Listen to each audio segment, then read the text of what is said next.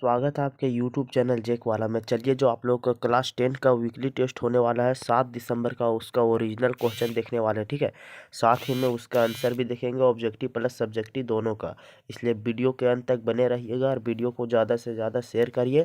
और अगर चैनल पर पहली बार आए तो चैनल को सब्सक्राइब करिए, बेल आइकन को प्रेस करिए, क्योंकि यहाँ पर वीकली टेस्ट का आंसर की एग्ज़ाम से पहले ही मिल जाता है। ठीक है, आज हम वीडियो इसलिए लेट बना रहे हैं क्योंकि आप लोग का जो क्वेश्चन पेपर है वो 5 बजे आया है, तो हम 5 बजे से 6 बजे के बीच में आप लोग को अपलोड भी कर दे रहे हैं। ठीक है, देखिए, जनरल स्कूल का है, क्लास 10 का है, सोशल साइंस का है। ठीक है, सोशल साइंस का है, 60 मिनट का समय दिया जाएगा, 40 मार्क्स का है। ठीक है, वीकली टेस्ट का है, 7 दिसंबर का ओरिजिनल क्वेश्चन पेपर है। ठीक है, कोई लोग बोलते हैं कि फेक है, ये फेक नहीं है, ओरिजिनल क्वेश्चन पेपर है, बिल्कुल ही आएगा। ठीक है, और सोये मॉडल स्कूल का भी अपलोड कर देंगे, डिस्क्रिप्शन बॉक्स में लिंक दे देंगे। ठीक है, ये फिलहाल अभी जनरल स्कूल का है। ठीक है, तो जनरल स्कूल वाले जल्दी से अपना आंसर देखिए। ठीक है, देखिए आप लोग का पहला प्रश्न क्या रहेगा, देख लीजिए क्या है।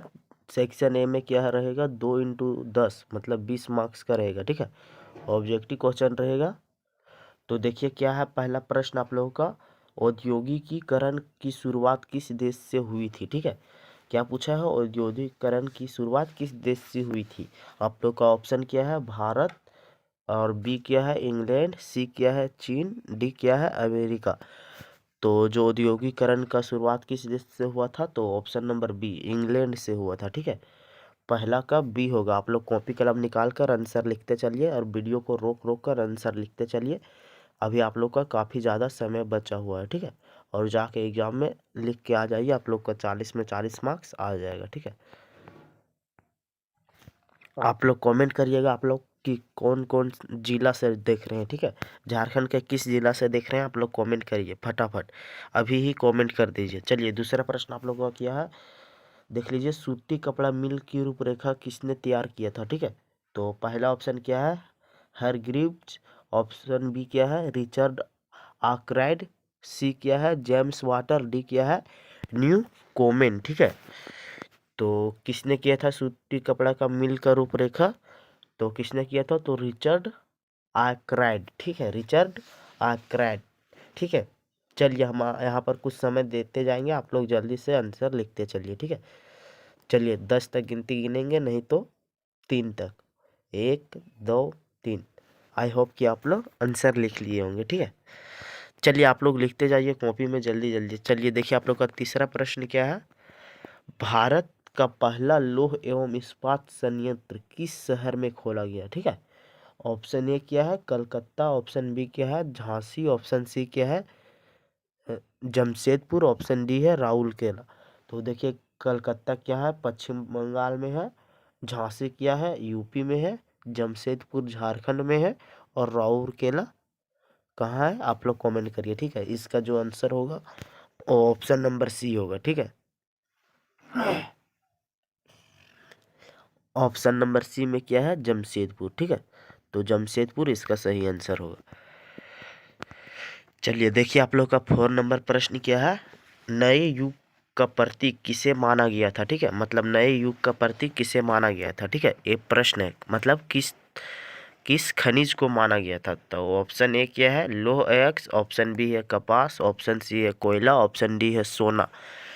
तो नए युग का प्रतीक किसे माना गया था, तो कपास को माना गया था। ठीक है, कॉटन, कॉटन को क्या बोलते हैं हिंदी में, कपास बोलते हैं। ठीक है, चलिए चलिए अगला प्रश्न देखिए आप लोग का 5 नंबर क्या है, विनिर्माण उद्योग को किस श्रेणी में रखा जाता है। ठीक है, यहाँ पर आप लोग का ऑब्जेक्टिव और सब्जेक्टिव दोनों के आंसर देखने वाले हैं, इसलिए आप लोग वीडियो के अंत तक बने रहिएगा। ठीक है, देखिए 5 नंबर प्रश्न क्या है, विनिर्माण उद्योग को किस श्रेणी में रखा जाता है। ऑप्शन ए क्या है, प्राथमिक क्षेत्रक, ऑप्शन बी है द्वितीयक क्षेत्रक, ऑप्शन सी है तृतीयक क्षेत्रक, ऑप्शन डी है इनमें से सभी। तो विनिर्माण उद्योग को किस क्षेत्रक में रखा जाता है, तो द्वितीयक क्षेत्रक में रखा जाता है। ठीक है, द्वितीयक क्षेत्रक में रखा जाता है। चलिए 6ठा नंबर देखिए आप लोग का प्रश्न क्या है, देख लीजिए, निम्न में से कौन सा देश विश्व में जूट और कच्ची जूट से बनी वस्तु का सबसे बड़ा उत्पादक देश है। ठीक है, तो ऑप्शन बी ए क्या है, अमेरिका, ऑप्शन बी क्या है भारत, ऑप्शन सी क्या है ब्राज़ील, ऑप्शन डी क्या है पाकिस्तान। तो इसका आंसर जो होगा वो भारत होगा, ठीक है। और कहीं कहीं पर आप लोग को बांग्लादेश भी दिख रहा है, ठीक है, लेकिन यह इस ऑप्शन में बांग्लादेश है ही नहीं।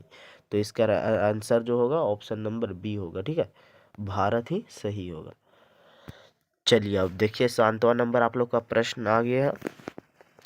सकल घरेलू उत्पाद में विनिर्माण उद्योग का कितना योगदान है, ठीक है।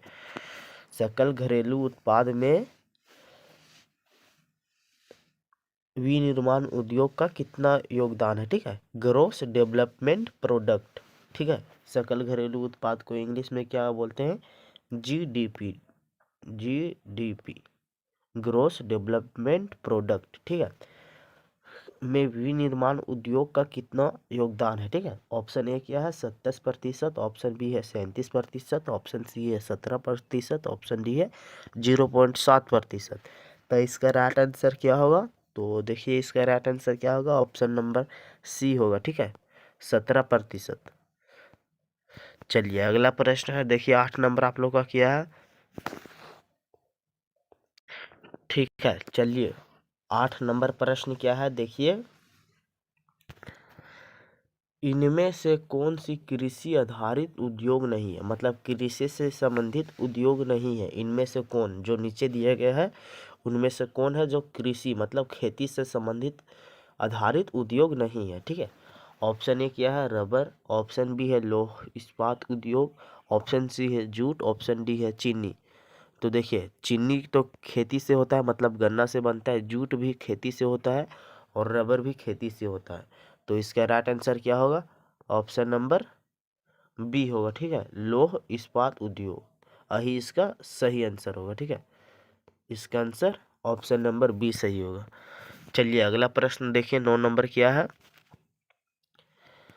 लोकतांत्रिक शासन व्यवस्था का कौन सा मूल्य नहीं है, ठीक है। लोकतांत्रिक शासन व्यवस्था में कौन सा मूल्य नहीं होता, ठीक है। देखिए क्या है आप लोग का ऑप्शन, देखिए ऑप्शन क्या है समानता, ऑप्शन बी है विधि का शासन, ऑप्शन सी है न्याय, ऑप्शन डी है अहिंस अहिंसनुता, ठीक है। तो देखिए इसका 9 का आंसर आप लोग का जो गूगल में दिखा रहा है वो तो इसका आंसर नहीं दिखा रहा है, लेकिन इसका हम राइट आंसर क्या बोलेंगे, देखिए लोकतांत्रिक शासन व्यवस्था में तो समानता तो होती है, विधि का शासन भी होता है, न्याय भी होता है, लेकिन ऑप्शन नंबर डी, ठीक है, यही ऑप्शन नंबर डी ही सही होगा। क्या है असहिष्णुता, ठीक है, यही इसका राइट आंसर होगा। चलिए अगला प्रश्न देखते हैं हम लोग, कितना नंबर 10 नंबर, प्रेस की स्वतंत्रता किस प्रकार की शासन व्यवस्था में पाई जाती है, ठीक है। मतलब प्रेस की स्वतंत्रता किस प्रकार की शासन व्यवस्था में पाई जाती है। तो ऑप्शन ए देखिए जनतंत्र, ऑप्शन बी है सैनिक तंत्र, ऑप्शन सी है राजतंत्र, ऑप्शन डी है कुलीन तंत्र, ठीक है। कुलीन तंत्र, राजतंत्र, सैनिक तंत्र या जनतंत्र। तो प्रेस की स्वतंत्रता किस, प्रेस का मतलब क्या होता है, जब आप लोग कोई एक जगह से दूसरे जगह चिट्ठी आदि जो संदेश होता है उसको पहुंचा सकते हैं, ठीक है, उसी को बोलते हैं प्रेस की स्वतंत्रता, ठीक है। तो डेमोक्रेसी, ठीक है, डेमोक्रेसी इसका राइट आंसर होगा, मतलब जनतंत्र, जनता का तंत्र क्या कहलाता है, जनतंत्र, ठीक है। तो इसका आंसर ए सही होगा, ठीक है, 10 का ए। चलिए अब देखिए आप लोग का सेक्शन बी आ गया है, 2 × 2 मतलब 4 मार्क्स का रहेगा, 2 क्वेश्चन रहेगा, ठीक है। देखिए 11 नंबर आप लोग का प्रश्न देखिए क्या है, वैश्वीकरण से आप क्या समझते हैं, ठीक है। क्या है 11 नंबर प्रश्न, तो देख लीजिए क्या है, वैश्वीकरण से आप क्या समझते हैं, ठीक है। और 12 नंबर प्रश्न देख लीजिए, सार्वजनिक क्षेत्र के 2 उद्योग का नाम लिखिए। सबसे पहले हम 11 का आंसर देखेंगे, उसके बाद 12 का, ठीक है, ये दोनों का एक बार देखेंगे, फिर 13 और 14 का एक बार देखेंगे, फिर 15 और 16 का एक बार देखेंगे, ठीक है। तो सबसे पहले हम यहाँ देखेंगे 11 और 12 को। चलिए हम 11 और 12 का उत्तर देखते हैं, ठीक है। तो चलिए हम लोग आ गए हैं, क्या है वैश्वीकरण किया है, ठीक है। यहाँ वैश्वीकरण क्या था, वहाँ वैश्वीकरण का अर्थ पूछा था, दोनों का सवाल एक ही है, ठीक है। तो देखिए क्या है वैश्वीकरण क्या है, तो देखिए साधारण भाषा में वैश्वीकरण का अर्थ होता है अपनी अर्थव्यवस्था और विश्व अर्थव्यवस्था में सामंजस्य स्थापित करना। इसके अंतर्गत अनेक विदेशी उत्पादक अपना माल और सेवाएं बेच सकते हैं और इसी प्रकार हम अपने देश में नियमित माल को सेवाओं को दूसरे देशों में बेच सकते हैं। ठीक है। इस प्रकार वैश्वीकरण के कारण विश्व के विभिन्न देश अंतर्राष्ट्रीय स्तर पर पारस्परिक रूप से एक दूसरे पर निर्भर हो जाते हैं। ठीक है। पारस्परिक रूप से मतलब एक दूसरे पर निर्भर हो जाते हैं। ठीक है। अब 12 नंबर का प्रश्न क्या था? तो क्या था 12 नंबर का प्रश्न? दो ऐसे उद्योग का उदाहरण दीजिए जो सार्वजनिक हो। ठीक है। तो चलिए उसका उदाहरण लिखिए जल्दी से। चलिए हम इसी पर बता देते हैं। ठीक है। तो देखिए आप लोग पहला क्या लिखिएगा, यहाँ पर हम बता देते हैं। आप लोग चलिए पहला लिखिए आप लोग और दूसरा लिखिए। ठीक है। तो पहला लिखिए आप लोग जे के सीमेंट उद्योग। ठीक है। जे के सीमेंट उद्योग। ठीक है। और दूसरा नंबर लिखिएगा आप लोगों बोकारो लौह इस्पात उद्योग। ठीक है। बोकारो लौह इस्पात उद्योग। ठीक है। उद्योग। ठीक है। आई होप कि आप लोग 11 और 12 का आंसर लिख लिए होंगे। ठीक है। चलिए अब हम लोग 13 का प्रश्न देखेंगे, उसके बाद 14, उसके बाद 15 और उसके बाद 16। बस आप लोग लाइएगा 40 में 40 मार्क्स। ठीक है। इसलिए वीडियो के अंत तक बने रहिए। वीडियो को लाइक कीजिए और चैनल को सब्सक्राइब करिए और वीडियो को शेयर करिए अपने दोस्तों के साथ। ठीक है। चलिए हम लोग 13 नंबर प्रश्न देखते हैं। ठीक है। तो देखिए यहाँ पर आप लोग का 11 का प्रश्न हो चुका है, 12 का हो चुका है। चलिए हम लोग 13 का देखते हैं। ये 2 × 3 मतलब 2 प्रश्न है, 3 मार्क्स का रहेगा। ठीक है। दोनों 3-3 मार्क्स का है। तो देखिए पहला आप लोग का 13 नंबर क्या है? लौह इस्पात उद्योग आधारभूत उद्योग क्यों कहा जाता है? ठीक है। मतलब लोहा इस्पात उद्योग है वो आधारभूत उद्योग क्यों कहा जाता है, वही इसका आंसर लिखना है। और 14 नंबर क्या है? लोकतंत्र की सफलता लिए 3 शर्तों का उल्लेख करें। ठीक है। लोकतंत्र कब सफल हो सकता है, इसका 3 कारण का उल्लेख करना है। तो चलिए हम लोग 13 और 14 का आंसर एक बार देखेंगे। ठीक है। चलिए हम लोग इसका आंसर देखते हैं। ठीक है। तो ये 13 का आंसर है। ठीक है। 13 का क्या था? 13 का आंसर लौह इस्पात उद्योग आधारभूत उद्योग क्यों कहलाता है। ठीक है। लौह इस्पात उद्योग, बस इतना केवल लिख देंगे। ठीक है। इतना में आप लोग समझ जाइएगा। ठीक है। ये 13 का आंसर है। ठीक है। यहाँ सब्सक्राइब कर लीजिए। ठीक है। सब्सक्राइब कर लीजिए चैनल को, वीडियो को लाइक कर लीजिए और कमेंट करिए। ठीक है कि आप लोग किस किस जिला से देख रहे हैं। ठीक है। तो देखिए 13 का आंसर क्या है? लौह इस्पात उद्योग आधारभूत उद्योग क्यों कहलाता है। तो इसका आंसर लिखिएगा आप लोग। यह आधुनिक औद्योगिक ढांचे को आधार और राष्ट्रीय शक्ति का मापदंड है। लौह इस्पात उद्योग का बनाने उपयोग मशीनों, रेलवे लाइन, यातायात के साधन, रेल पुल, जलयान, यस्त्र शस्त्र एवं कृषि यंत्र आदि बनाने में किया जाता है। इसलिए लौह इस्पात उद्योग को आधारभूत उद्योग कहा जाता है।